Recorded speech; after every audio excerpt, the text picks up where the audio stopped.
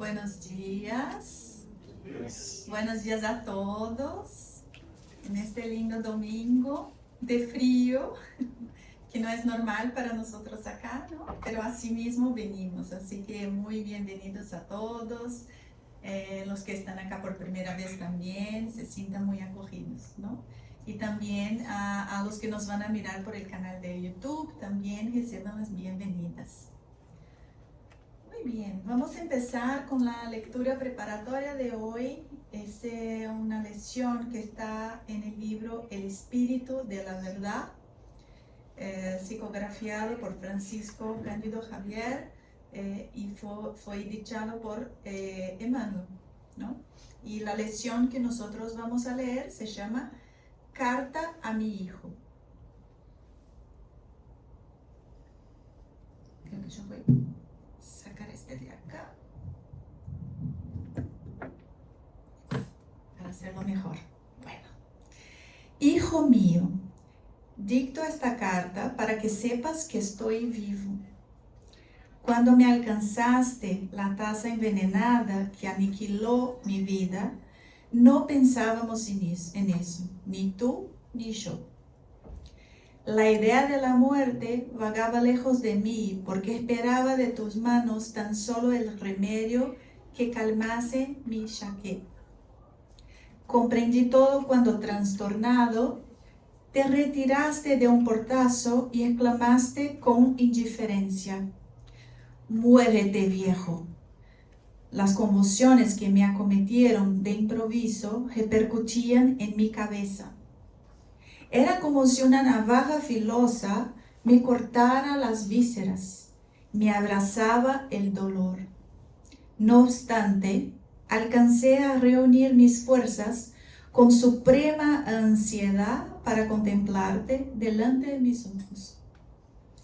Tus palabras resonaban en mis oídos.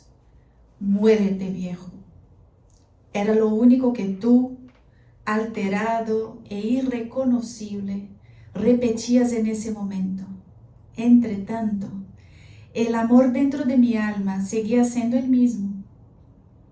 Retrocedí a la noche lejana en que te acaricié por primera vez. Tu madre dormía extenuada. Diminuto y tierno contra mi pecho, sentí que eras mi propio corazón que gemía en mis brazos. Y los recuerdos desfilaron en una sucesión. Tú, como una avecilla feliz de recibir el abrigo de mi seno, el álbum de fotografías donde tu imagen mostraba su desarrollo gradual en todas las posiciones, las fiestas de cumpleaños y las tortas multicolores adornadas con velas que tus labios menudos apagaban cada vez en una explosión de alegría. Rememoré nuestra vieja casa, al principio sencilla y pobre, a la que mi sudor convirtió en una amplia residencia lujosa y confortable.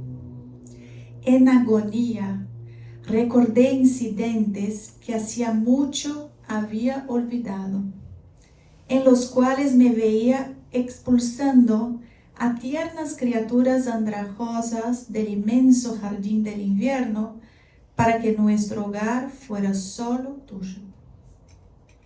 Me descubrí dedicado al trabajo como un animal sudoroso, para que las frivolidades del mundo satisficieran nuestros deseos y caprichos.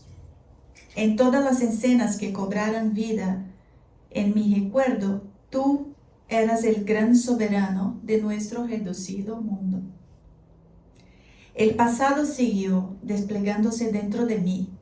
Reconstruí nuestra lucha para que los libros modificaran tu mente, el infructuoso esfuerzo para que la juventud se erigiera para ti en un basamento noble ante la perspectiva del futuro. De regreso a las antiguas preocupaciones que me asaltaban, reparé otra vez en las continuas extravagancias, los aperitivos, las fiestas, los placeres, las compañías poco recomendables, la rebeldía constante y el auto de lujo que te regalé en un desgraciado momento. Hijo de mi corazón, todo eso volví a ver. Te había entregado la totalidad del dinero que conseguí reunir, pero tú deseabas el gesto. En los estertores de la muerte vi también cómo me arrebatabas con las manos ansiosas el llavero para sustraer las últimas joyas de tu madre. Vi perfectamente cuando tomaste el dinero que guardaba fuera de nuestra cuenta bancaria y como no podía odiarte, oré, probablemente con fervor y sinceridad por primera vez, rogando a Dios que nos bendijera, y tardíamente comprendí que la verdadera felicidad de nuestros hijos reside, ante todo, en el trabajo y en la educación con la cual honremos su vida. No dicto esta carta para acusarte, de ningún modo me pasó por el pensamiento el propósito de mencionar tu nombre. Sigues siendo sangre de mi sangre, corazón de mi corazón. Muchas veces escuché que existen hijos criminales, pero hoy comprendo que en la mayoría de las circunstancias hay junto a ellos padres delincuentes que confían más en el poder de un cofre que en la riqueza del espíritu, y los ahogan desde temprana edad en la sombra de la pereza y en el vicio de la ingratitud. No vengo a hablarte solo a ti, porque tu equivocación es al mismo tiempo mi propia equivocación. Me dirijo también a otros padres, compañeros en la esperanza, para que estén prevenidos contra el demonio del oro superfluo, porque si el oro superfluo no busca el consejo de la caridad, se transforma en tentación para la locura. Habrá quien alegue que las madres son las únicas que saben amar, y en realidad el regazo materno es una bendición del paraíso. Entre tanto, hijo, los padres también aman. Y por amarte desmesuradamente te dirijo el presente mensaje para manifestarte que hoy estoy en oración, de modo que nuestra falta encuentre socorro y tolerancia en los tribunales de la divina justicia, a los cuales ruego que me concedan algún día la felicidad de tenerte de nuevo a mi lado como el retrato vivo de mi cariño. Entonces, si los dos juntos, con el paso afirmado al mismo tiempo, en el trabajo y en el bien, aprenderemos finalmente cómo servir al mundo mientras servimos a Dios. Qué mensaje tan emocionante, ¿no? Creo que nos emocionamos todos. Bien. Y así, con elevada vibración que nos encontramos, vamos a hacer nuestra oración inicial. Los que quieran pueden cerrar sus ojos y vamos tomando una respiración profunda, nos ligando a la espiritualidad superior que desde muy temprano llenó este ambiente con vibraciones de luz, de paz, trayendo a cada uno de nosotros lo que necesitamos. Agradecemos a Dios, Padre nuestro, por nos haber permitido esta encarnación, por nos haber dado todas las dificultades que tenemos, porque son ellas que nos enseñan, que nos educan a cómo nos mejorar como espíritus. Gracias por nuestra familia, por nuestros padres, por nuestros hijos, por todos aquellos que están alrededor de nosotros. Y que sepamos, Padre, a cada día, a tener el mejor posible que podamos extraer de relacionamiento con todos que están a nuestro alrededor. Que podamos expandir nuestra luz, sendo fontes de luz para los caminos de todos que están cerca nuestro. Gracias a los amigos espirituales de este lar, de esta casa, de este hogar, que nos reciben con tanto amor. Pedimos bendiciones, Padre, a todos. Y pedimos mucha inspiración a nuestra querida hermana Yara por su charla de hoy sobre el Evangelio. Y así, felices que estamos, llenos de alegría en nuestro corazón y abiertos en nuestros corazones para tus enseñanzas, Señor, damos inicio al Evangelio de hoy, que así sea.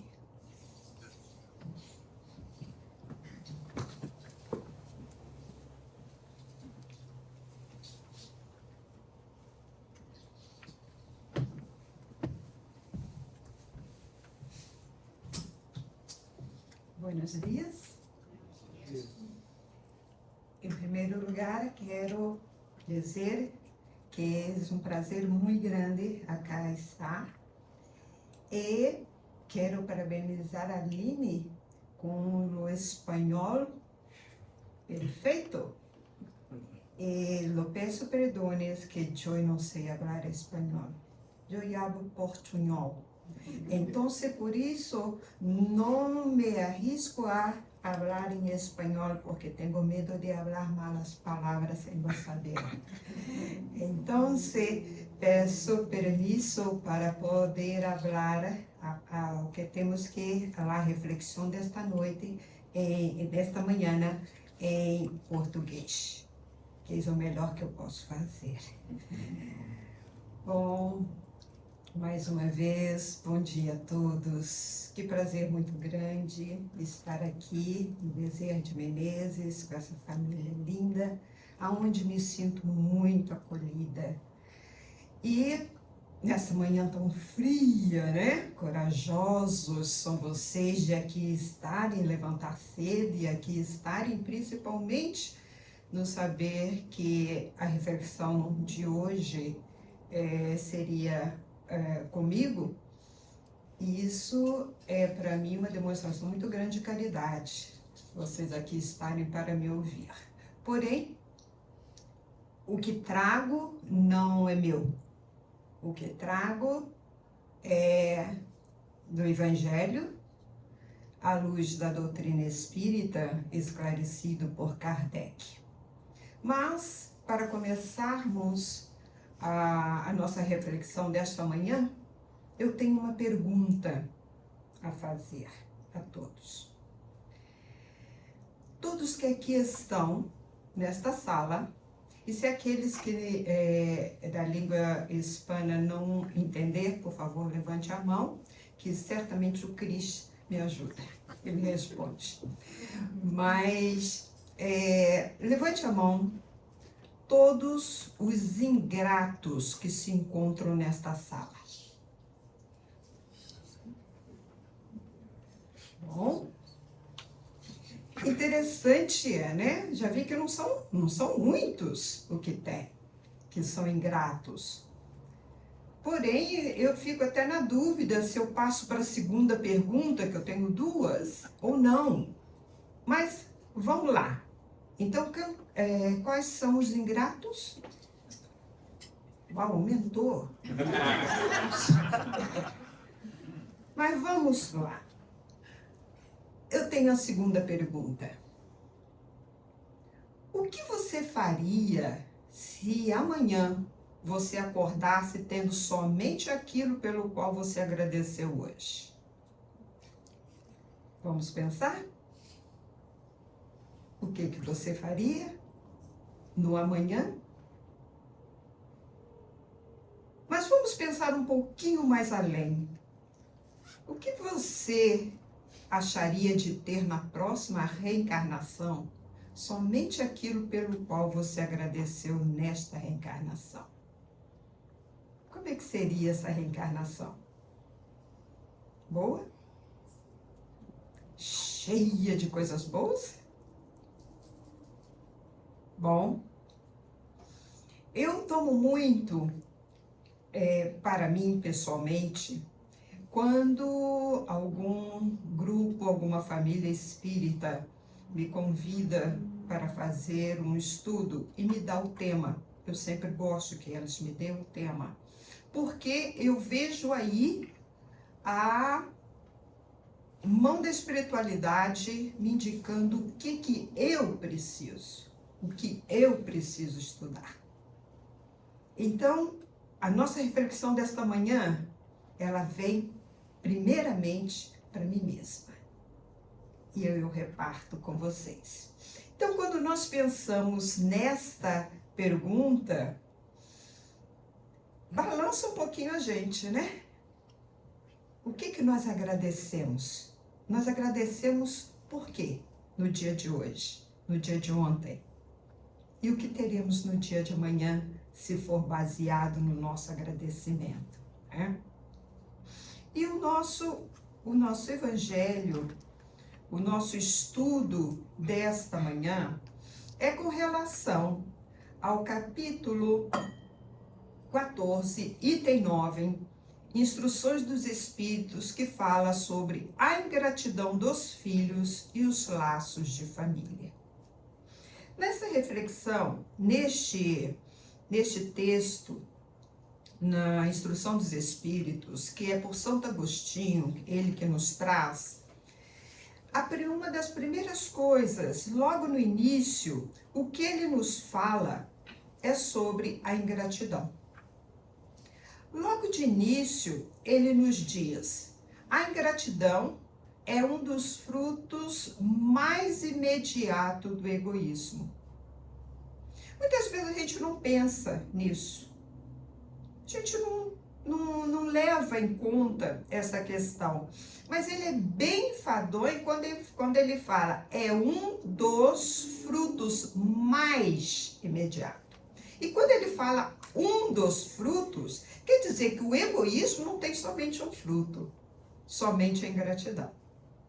Tem muito mais, porque a maioria ou todas as nossas mazelas que trazemos no nosso espírito, ela é baseada no egoísmo, conforme no Evangelho também está colocado, que o egoísmo é a fonte de todos os vícios. Porque o ingrato, ele só pensa em si, ele é centrado em si. A pessoa ingrata, ela acha que o mundo gira à sua volta. Ela acha que ao receber um favor, ao receber um benefício, a pessoa não faz mais do que a obrigação de fazer aquilo para ela. Muitas vezes até falam obrigado, mas aquele obrigado que é da garganta para fora, de não sentido, de realmente não reconhecido. E isso é comum a todos nós, porque, veja bem, muitas vezes a gente vive há 50, 60, 70 anos sem pensarmos nos benefícios que a vida nos traz. Porque ninguém vive sozinho. Todos nós dependemos de alguém. E não é só uma pessoa, são de várias pessoas. Começamos com duas pessoas que, por uma forma ou de outra, se uniram e nos deram a vida física. Complemento como vida física, porque a vida nós já a temos desde o que nosso Pai Criador nos deu. A vida é eterna. Nós temos vida para sempre. A vida espiritual, que é a verdadeira. Porém, duas pessoas tiveram que se unir para nos dar a vida física que tanto necessitamos. Daí já começa a nossa necessidade de alguém. Porque se não tivesse as duas pessoas, nós não temos um corpo físico. E vamos seguindo por aí diante. A pessoa que recolhe o lixo, a gente não se dá conta, mas a gente precisa dela. Aquele que plantou o feijão, que plantou o arroz, Aquele que trouxe o arroz, o feijão, o alimento para o supermercado, aquele que criou o trabalho, tudo isso nós, o tempo inteiro, precisamos de alguém. E nós não nos damos conta disso, nós não agradecemos. A gente vive e desfruta das coisas. Então, muitas vezes a pessoa diz assim, você é ingrato. Eu ingrato? Não, eu não sou ingrato. Infelizmente somos, porque não nos atentamos a isso. Claro que não vamos ficar para todos, olha, muito obrigado, que vão achar até que a gente é meio doido no mundo atual. Mas, no nosso interior, a gente deveria, sim, agradecer. E nas nossas preces, quando a gente pede pela nossa família, quando a gente pede por nós mesmos, deveríamos pedir por essas pessoas. É um ato de gratidão. Bem, mas quando o Evangelho nos fala que o egoísmo é esta fonte de todos os vícios, voltamos a enfocar que não é somente a ingratidão.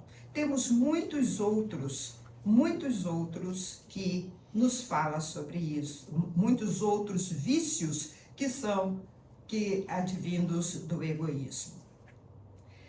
Neste capítulo, Santo Agostinho, ele enfoca mais sobre a ingratidão dos filhos. O que nós achamos que é terrível ver uma pessoa ingrata, observar o posicionamento de uma pessoa ingrata, mais terríveis achamos quando damos conta ou sabemos de algum filho ingrato a seus pais. Não é assim? A gente fica horrorizado, mas que coisa, como isso acontece, como que essa pessoa pensa desse jeito.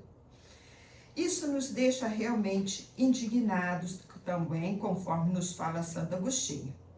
Mas vamos parar e pensar, por que ocorre esta ingratidão justamente, muitas vezes, por parte dos filhos? O que isso ocorre? Por que isso ocorre? Não deveria ser uma normalidade? Na realidade, não é normalidade. Mas isso não deveria ocorrer. E o porquê? Santo Agostinho, ele nos apresenta neste capítulo, nessa instrução dos Espíritos, ele nos apresenta as 3 causas principais sobre a ingratidão dos filhos. A primeira, que ele diz, é quando o espírito guarda ódio entre si por forças ou ocorrências do passado. Aí, Santo Agostinho vem nos falar da reencarnação. Ele vem nos falar sobre questões não resolvidas no passado. Todos nós sabemos que já tivemos múltiplas reencarnações. Múltiplas. E tal qual nessa, muitas vezes a gente encontra uma pessoa que, como diz o outro no popular, meu santo não foi com dele, não me desceu goela abaixo. Alguma coisa nesse estilo, né? Que você bate o olho na pessoa e já arrepia. Né? Por que isso? E a gente sabe que isso, muitas vezes, são questões trazidas de outra vida. Se a pessoa não fez nada nessa, alguma coisa ocorreu. Né? São, muitas vezes, situações não resolvidas de um passado e que não nos damos conta. E assim, a gente sabe que no plano espiritual, quando estamos para reencarnar, há um planejamento todo para a nossa reencarnação. Ninguém cai de paraquedas num grupo qualquer. Simplesmente escolhe, aquela mamãe tem o olho azul, aquele papai é robusto, eu vou naquela família. Não. Há um motivo para o qual eles ali se encontrem. E quando estamos no plano espiritual, não é quando a gente morre, que a gente geralmente pensa, eu não sei se vocês já observaram isso, a pessoa morreu, todo mundo fala bem dela. Nossa, vai para o céu, não é assim? Virou um anjo. A doutrina espírita veio nos esclarecer sobre isso. Não é que desencarnou e já abriu umas asinhas atrás e sai voando, não. O que nós somos, nós continuaremos a ser. A morte, a travessia por uma lápida fria de um cemitério qualquer, não faz com que nos transformemos. Muito pelo contrário, nos traz mais vivo ainda. As nossas ações vai fazer com que nós nos reconhecemos muito mais. E aí a nossa consciência pesa também um pouco mais. Das nossas ações, o que fizemos, como fizemos. E muitas vezes desencarnado encontramos, realmente pisei na bola com a Antônia. Fiz com ela o que eu não deveria fazer. Nem me dei conta. Que bom. E aí eu peço a oportunidade de estar novamente com ela. Não, mas agora, na próxima, eu vou realmente me acertar. E faço todos os propósitos para isso e reencarno. Só que no reencarnar, pela misericórdia divina, nós esquecemos o passado. Nós esquecemos o que fomos, dando-nos a oportunidade de recomeçar. Mas, ao reencarnar, encontro com a Antônia, faço igual gato quando encontra, né? Eu arrepio toda. E em vez de eu buscar saber o porquê, como, de eu tentar resolver isso, mesmo sem saber, mas tentar uma solução, eu simplesmente me afasto ou deixo vir em mim novamente, surgir em mim novamente aquelas sensações do passado, e aí começa as minhas discussões, começam os meus queres com a Antônia. Então nós sabemos que isso pode ocorrer. Essas questões não resolvidas de um passado. Esse planejamento familiar, a questão de voltarmos numa família, de voltarmos num grupo, muitas vezes não é a família consanguínea, mesmo num grupo. Como aqui a nossa família espiritual, ninguém está aqui à toa. Ninguém está aqui por um acaso. Nós não estamos reunidos, não fazemos uma amizade por um acaso. Nós temos um objetivo de estarmos juntos. E esse objetivo é para que possamos ir nos alinhando um com o outro. No Evangelho mesmo, ele nos diz, o Evangelho nos diz sobre reconciliai-vos com o seu inimigo enquanto estais a caminho com ele. E que caminho é? A vida, a oportunidade da vida, tentar nos reconciliar. E muitas vezes a gente encontra a pessoa, não gosta, tem um problema, teve uma rusgazinha, não, deixa para a próxima reencarnação. Fica pior. Vamos tentar resgatar agora. Isso me faz lembrar uma lição que eu tive há muitos anos atrás, 300 anos atrás. Num centro espírita que nós participávamos no Brasil, num dia de estudo, eu apresentava o estudo e tinha um senhor, era um grupo pequeno, que era reunião de estudo do Evangelho, e um senhor que eu nunca tinha visto, apareceu na reunião. Assistiu toda a reunião, todo o estudo, participou. No final, ele veio até mim se apresentar e me perguntou se eu podia responder algumas perguntas. Eu digo, bem, se tiver ao meu alcance, né? Sim, senão vamos buscar na doutrina e a gente vê o que encontramos. E ele me tira do bolso, acho que eu já contei essa história aqui, ele me tira do bolso uma fotografia de umas chipófagas. Vocês sabem o que é chipófagas? Quem não sabe, chipófagas são aquelas crianças que nascem coladas uma nas outras. Tá? E ele me tira uma foto e me pergunta, Dona Jara, a senhora poderia me explicar, à luz da doutrina espírita, isso? Para ser muito franca com vocês, eu senti um impacto na hora. Uau! O que digo, né? Como faço? Que me pegou de surpresa. Mas neste momento, um amigo espiritual veio ao meu encontro e me disse ao meu ouvido: diga a este irmão que isto é a misericórdia divina atuando. Eu pensei, misericórdia, no meu ponto, porque na hora a gente, humano, a coisa nem vira, e eu pensei, misericórdia divina, isso foi questões de segundo na minha cabeça. Misericórdia divina. E outra vez esse irmão me disse, esses dois espíritos, por anos, séculos, tiveram a oportunidade de estar junto e de se reconciliarem.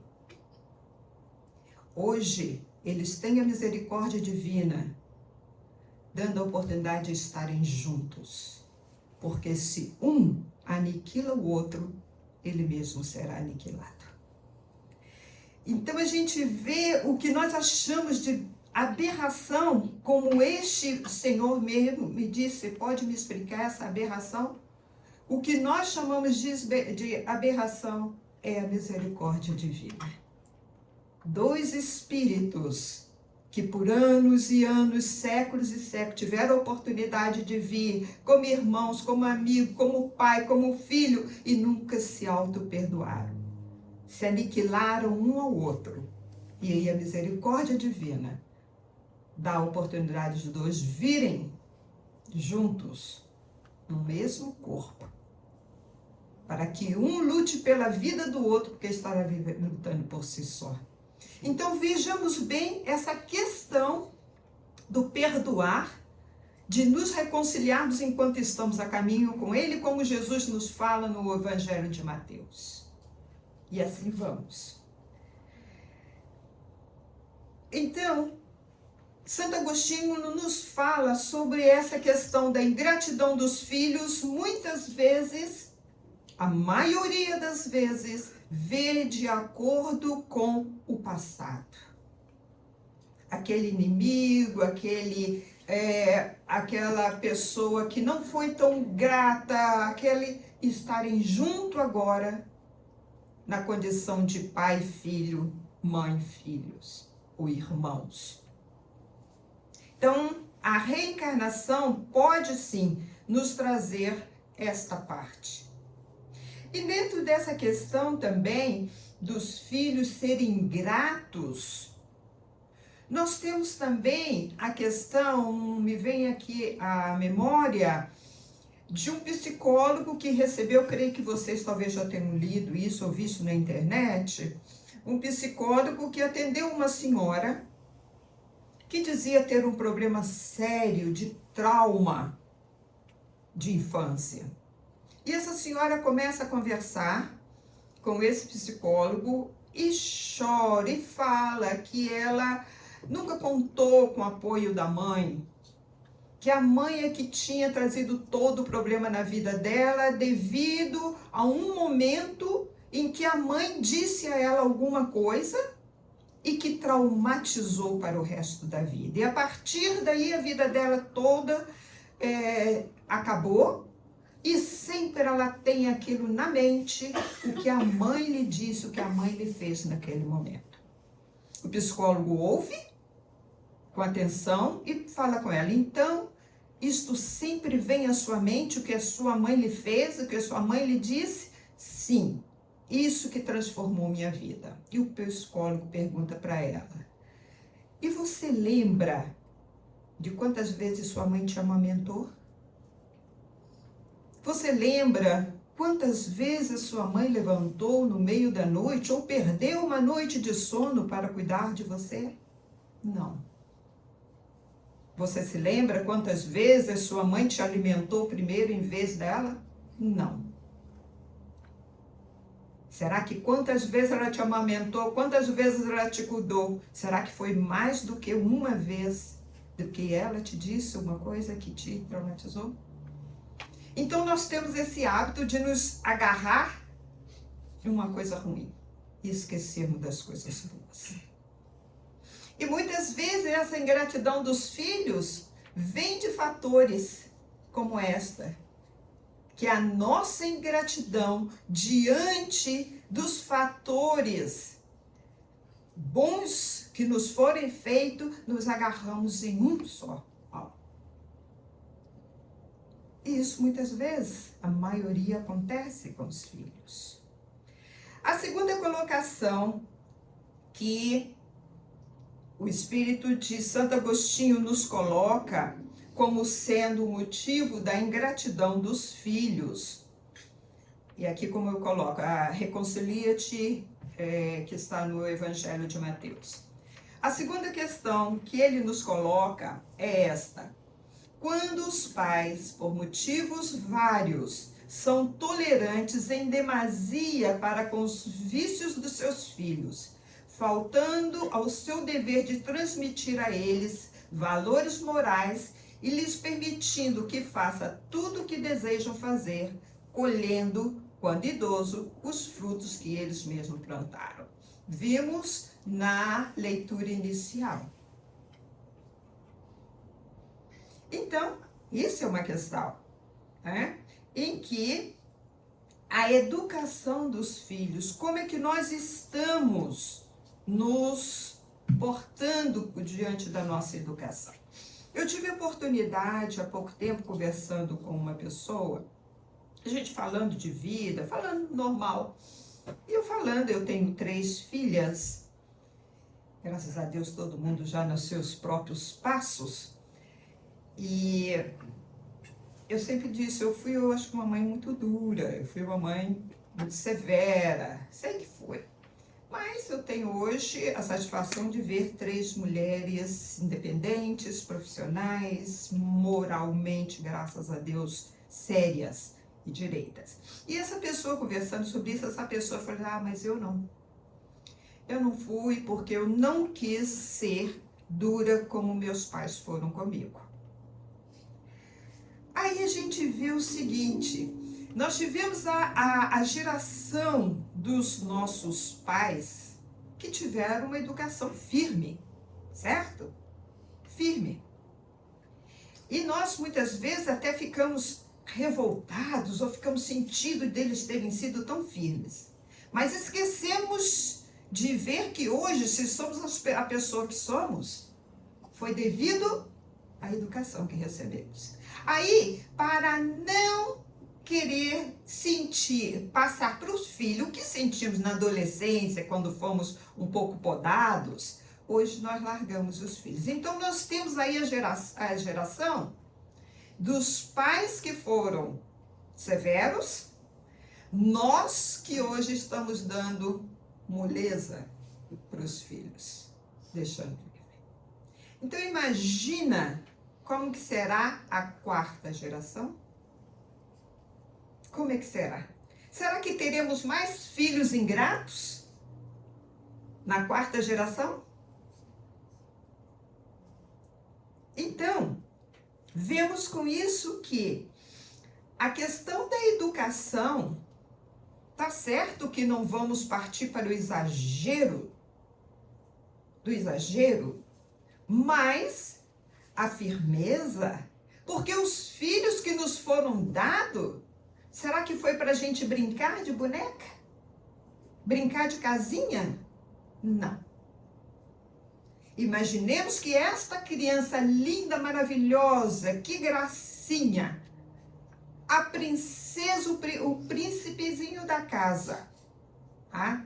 Não veio somente para adornar os nossos dias. É um espírito que habita aquele corpo, que nos foi dado por Deus para ajudá-lo a seguir um caminho reto, a formar a sua moral. E olha que responsabilidade, gente. Vocês já pararam para pensar nisso? Você ter um espírito sobre a sua responsabilidade, da qual você é responsável em formar o seu caráter. Porque o que ocorre muitas vezes são pais que chegam em certa idade a criança, e a criança é daquela que briga, bate. Ai, que personalidade forte que ele tem. E acha lindo. Acha lindo. Ou então diz assim, puxou o papai. Puxou a mamãe. E não o corrige. E não o corrige.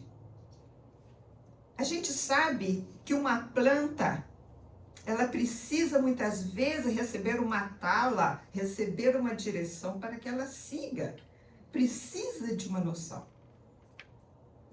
E muitas vezes também achamos, mas meu filho está na melhor escola de Miami, particular, e eu pago caro. Mas será que a educação cultural é a educação moral? Quantas e quantas pessoas formadas de degrees, altos degrees, master degrees, e que são sem educação, que são impiedosas e que são amoral. E tem um monte de diploma de altas escolas guardado. Então a questão não é escola. A questão é a primeira escola, que é o lar, que são os pais.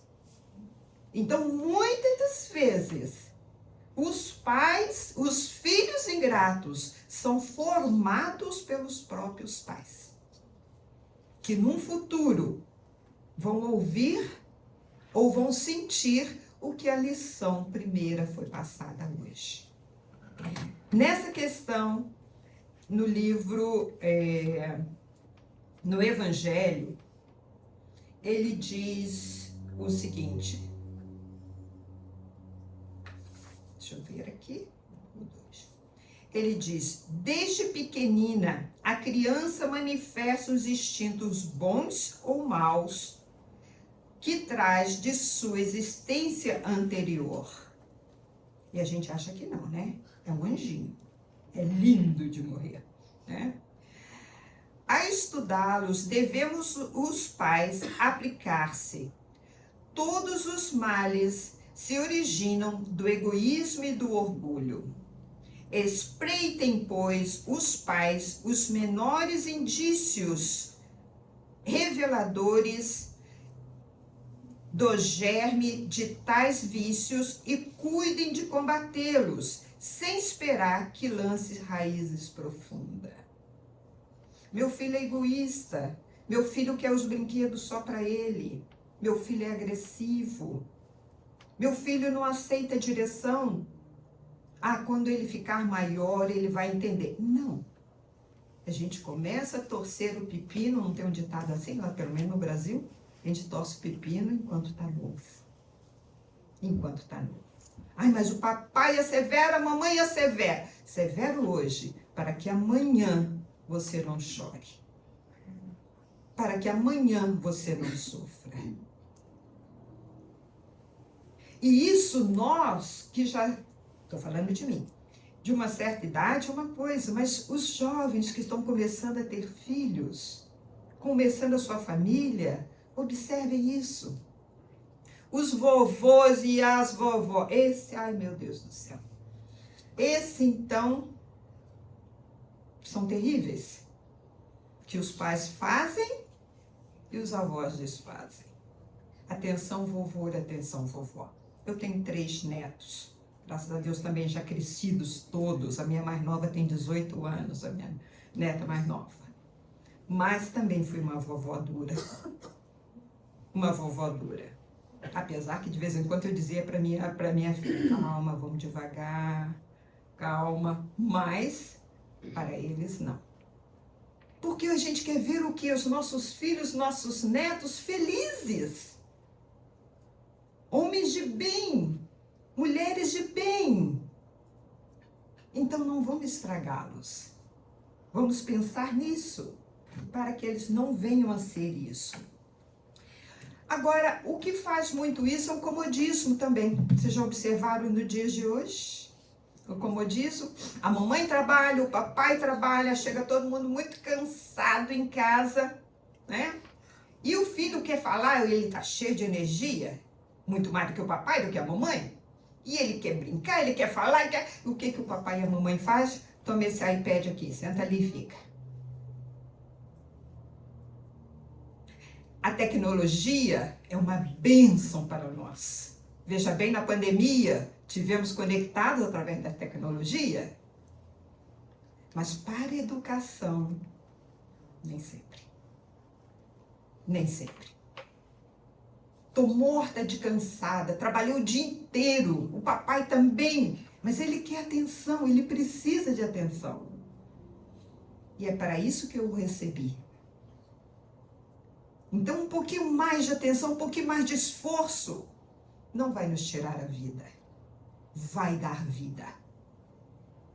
Então, esse modernismo de hoje, esse comodismo de hoje, também gera esse estilo de filhos, que não tem o contato com o papai, com a mamãe. As refeições é feito aonde muitas vezes? Na frente da televisão, na frente do computador. A mesa, lembre que Jesus, todos as maiores e os maiores ensinamentos de Jesus foram passados quando? Quando estavam à volta da mesa com seus discípulos. A mesa é a ligação que a gente tem. A hora da refeição, de estarmos todos juntos. E muitas vezes até estão todos juntos, mas brigando. E não é por aí.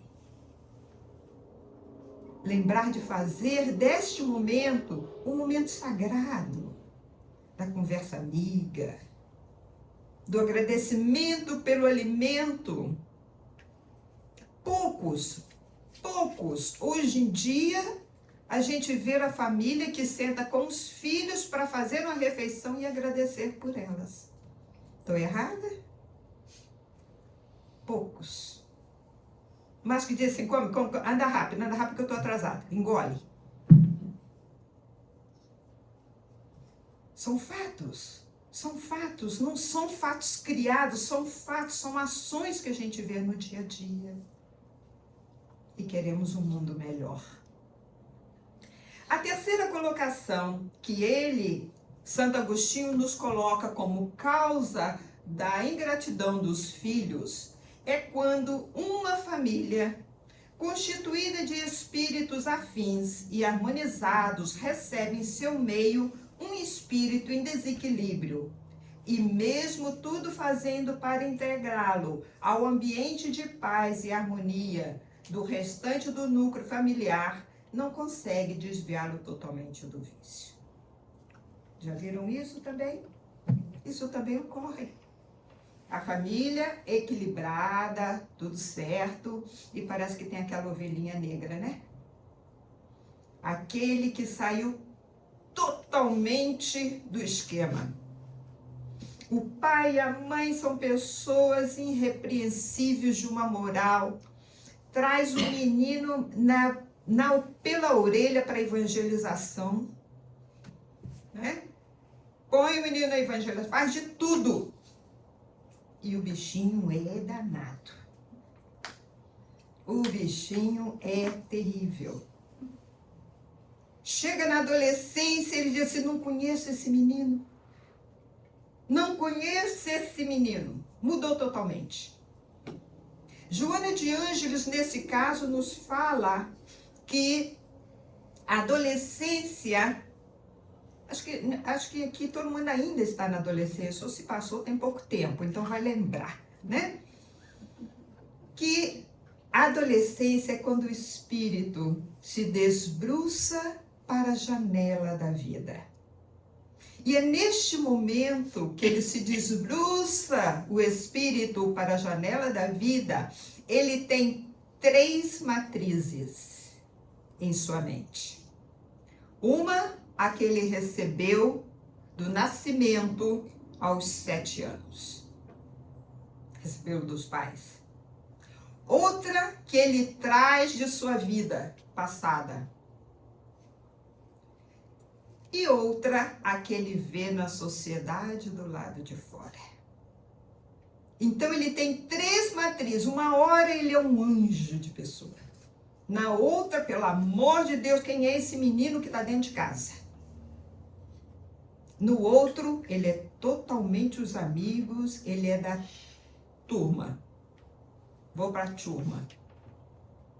Então, ele está sem saber qual as 3 matrizes ele segue. Se ele segue o que ele recebeu do nascimento aos 7 anos, ou se ele segue o impulso que vem dentro dele de vida passada, ou se ele segue o que ele vê na sociedade.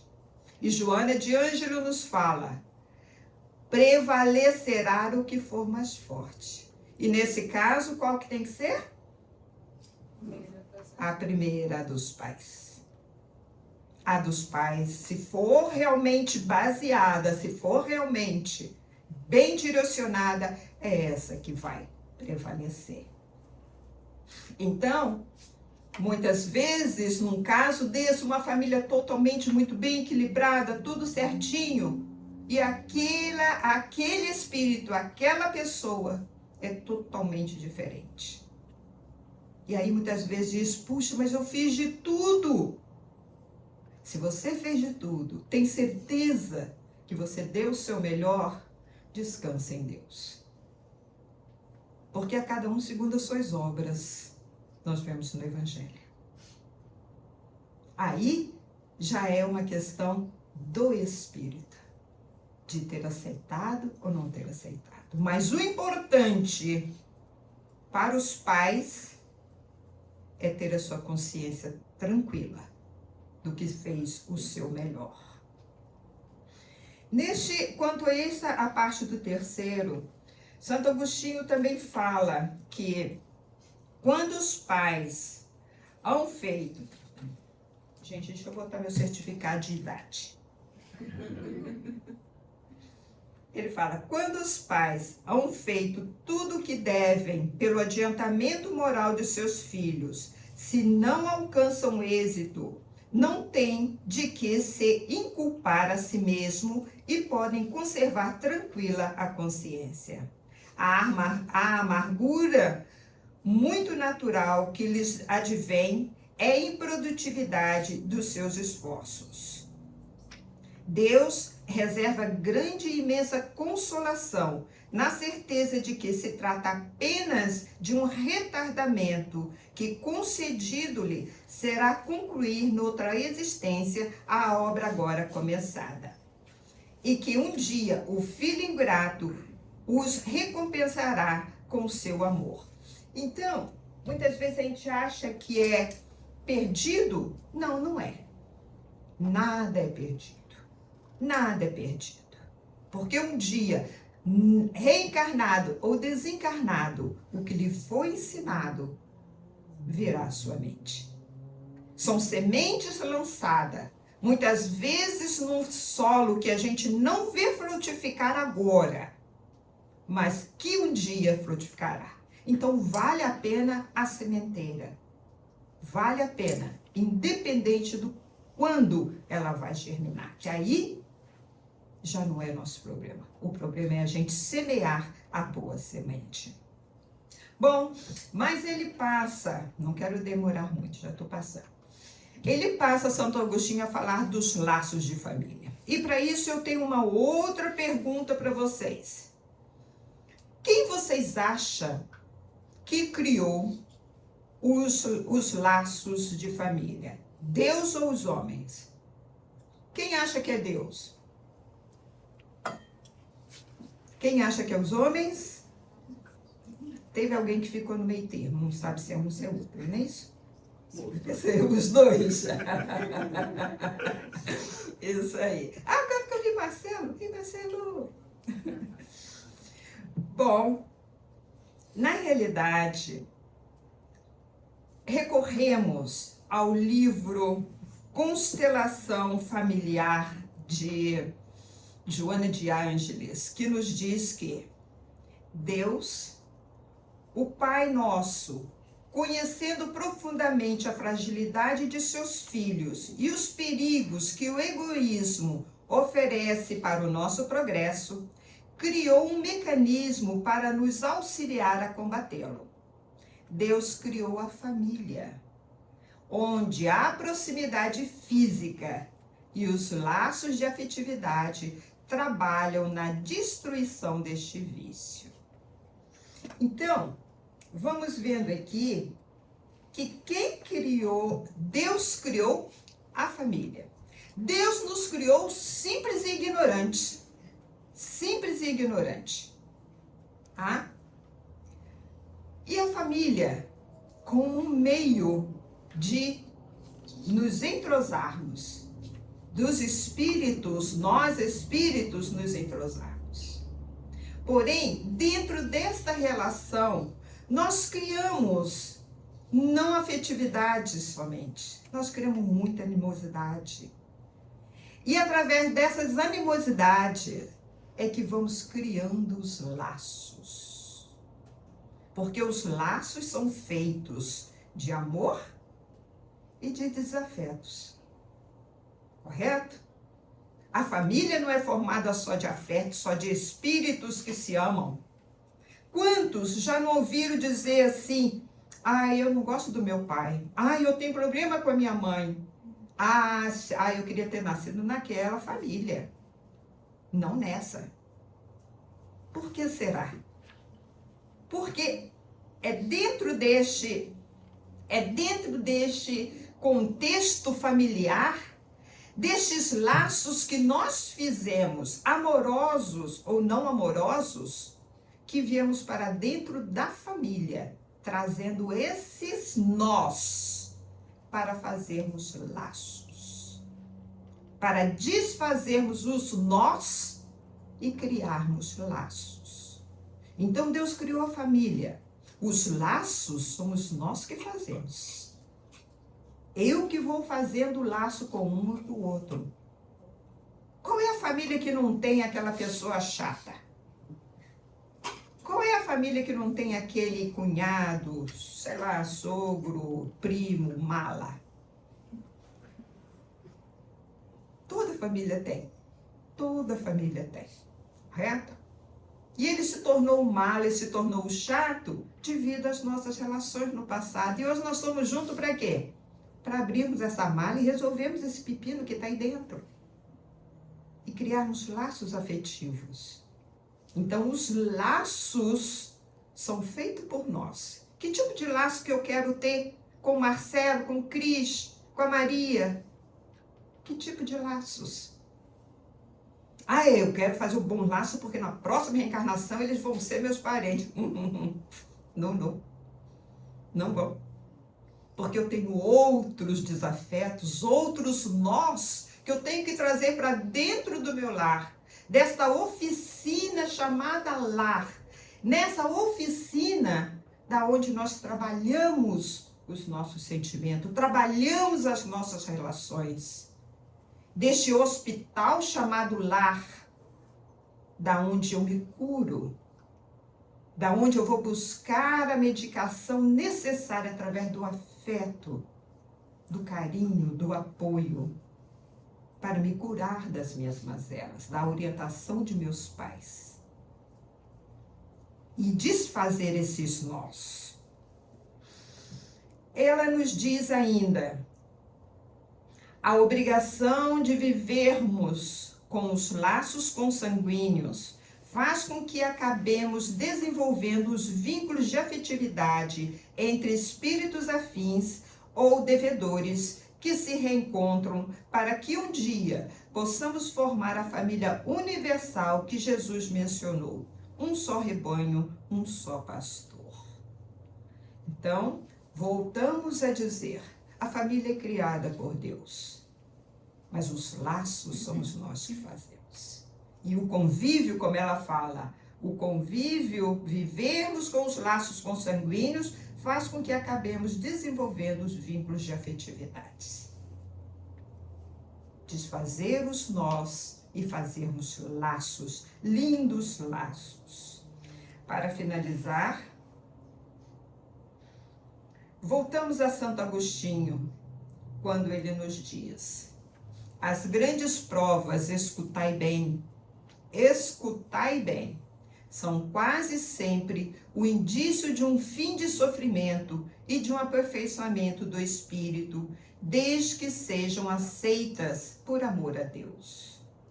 É um momento supremo e é nele, sobretudo, que importa não falir pela a murmuração, se não se quiser perder o fruto da prova e ter que recomeçar. Em vez de vos queixardes, agradecei a Deus, que vos oferece a ocasião de vencer, para vos dar o prêmio da vitória. Então, quando, saído do turbilhão do mundo terreno, entrardes no mundo dos espíritos, sereis ali aclamado, como o soldado que saiu vitorioso do centro de refrega.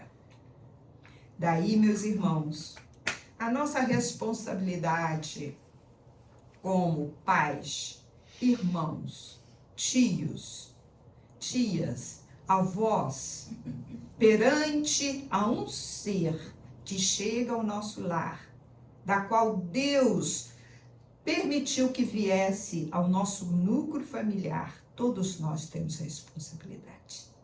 Temos responsabilidade para que não venham a se tornar o filho ingrato.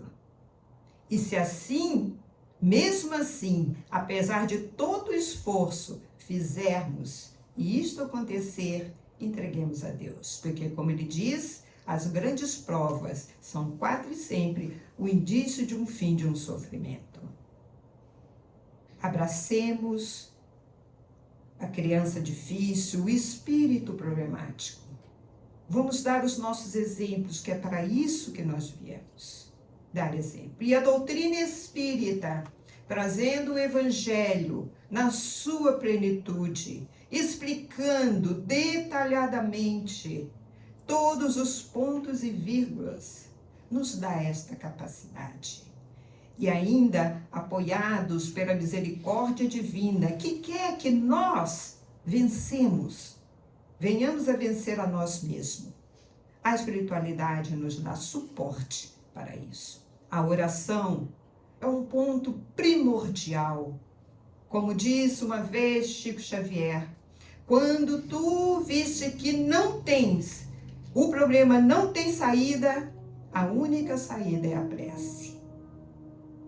Que a gente possa manter esse estado de oração no nosso dia a dia, para que possamos receber esta oportunidade, esta ajuda de seguirmos em frente e sairmos um dia vencedores.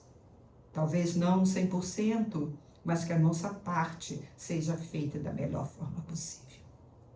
Muito obrigada a todos vocês pela paciência, pela caridade. Vamos fazer a nossa oração desta manhã. Querido Jesus, amado mestre e amigo,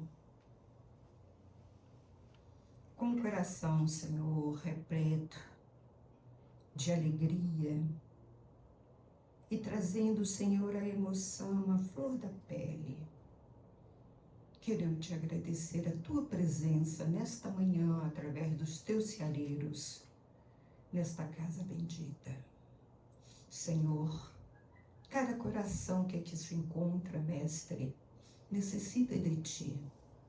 Cada alma, Senhor, necessita dos remédios que tu possa trazer, sanando-nos, Senhor, as nossas mazelas, orientando-nos, dando-nos, Senhor, o suporte que precisamos, a força, a coragem e o ânimo para vencermos a nós mesmos.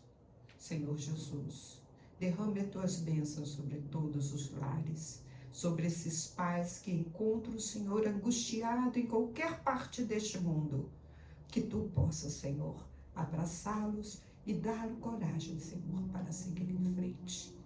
Muito obrigado, Senhor Jesus. Muito obrigada à equipe de Bezerra de Menezes, que neste momento venha ao socorro de todos nós. Sê conosco, Jesus, agora e sempre. Que assim seja.